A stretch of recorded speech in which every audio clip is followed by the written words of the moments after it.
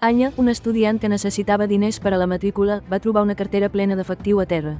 Un pensament temptador li va xiuxiuejar: queda-te-la. No obstant això, una inquietud silenciosa va agitar el seu cor, sabent que no era realment seva. El seu amic Ruan va veure el seu dilema. Algú podria necessitar molt aquests diners, Anya, va dir Ruan suaument. Van decidir buscar consell de l'anciana Suman. Honestedat és una pràctica espiritual, estimada nena, va aconsellar amablement l'anciana Suman. Viure en veritat t'alinea amb els principis divins universals, aportant pau interior.